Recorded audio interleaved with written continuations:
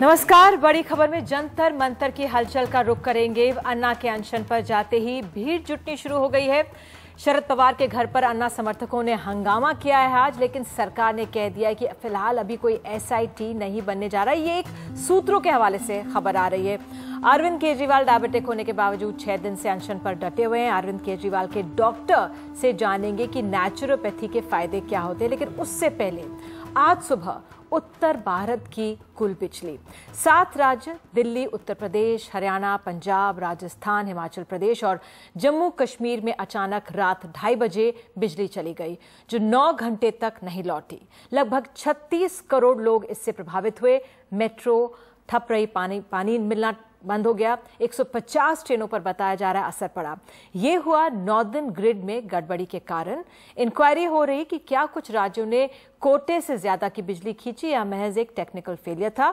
Doctor Manmohan Singh बिजली के क्षेत्र में $400 अरब का निवेश लाना चाहते हैं। अगले 5 सालों में अतिरिक्त 76,000 मेगावाट बिजली पैदा करना चाहते हैं, लेकिन देश में 1951 से हर साल बिजली उत्पादन का जो लक्ष्य रहा है वो कभी पूरा नहीं हुआ।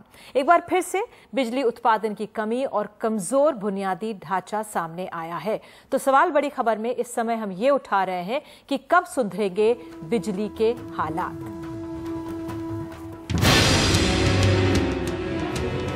सारा काम अपसेट हो गया लाइट नहीं आने की वजह से। पानी भी नहीं आ रहा, पानी की वजह से सारे काम ही रुक गए। ढाई बजे से जाग रहे हैं, बिल्कुल लाइट नहीं है।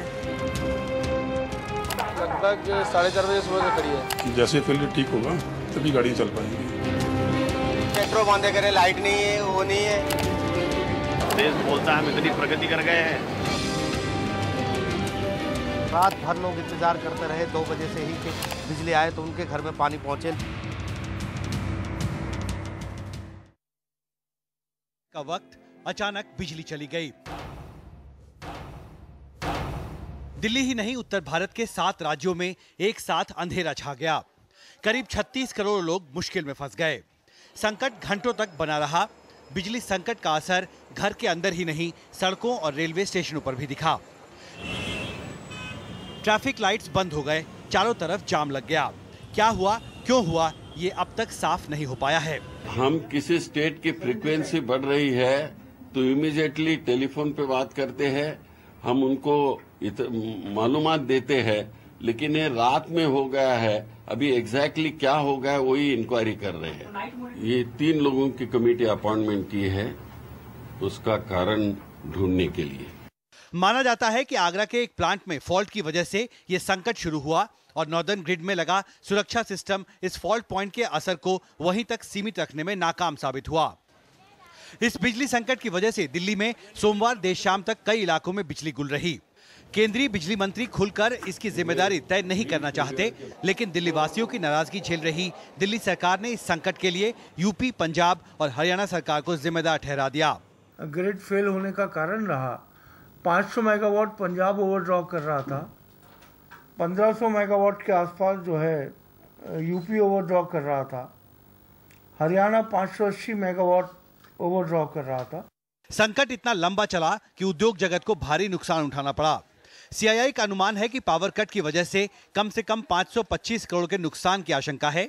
सेंट्रल इलेक्ट्रिसिटी अथॉरिटी के मुताबिक देश में जरूरत से 9% कम बिजली उपलब्ध है।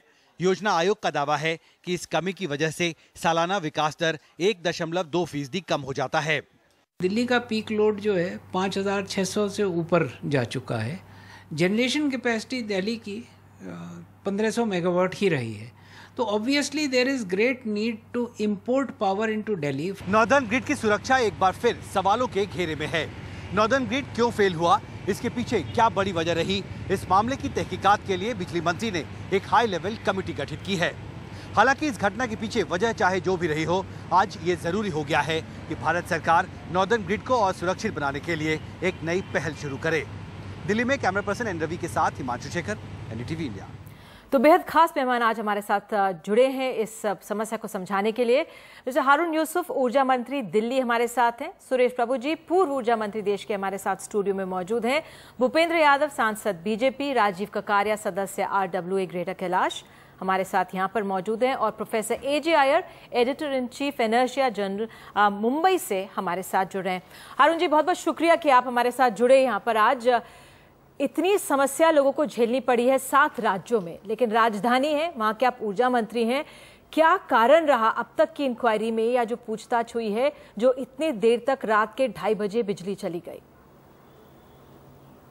देखिए, जो डेटा अवेलेबल हैं हमारे पास, उसके हिसाब से जो ओवरऑल ग्रिड पे हो रहा था, खासतौर से उत्तर प्रदेश, पंजाब जो है वो और हरियाणा ओवरड्रॉ कर रहा था, उसकी वजह से ग्रिड की फ्रीक्वेंसी काफ़ी नीचे चली गई और जिस वजह से मैं समझता हूँ कि ये तमाम हादसा हुआ है।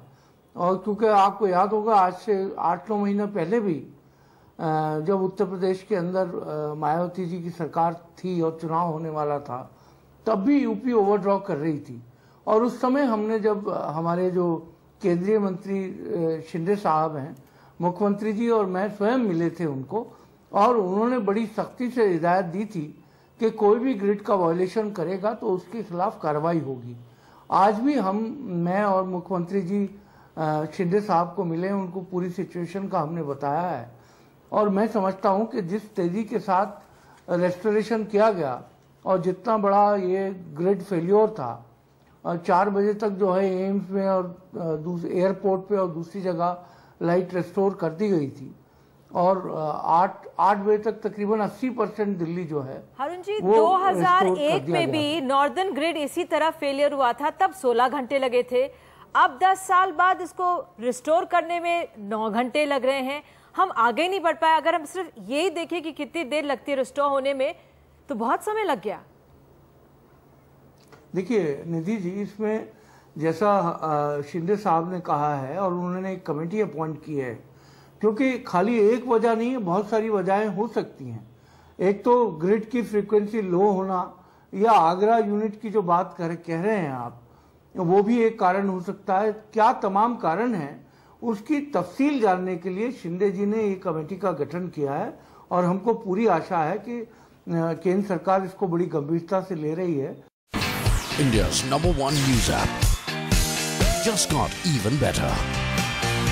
Download NDTV's new app, fully optimized for retina display, full screen view, faster response time, and Sudoku.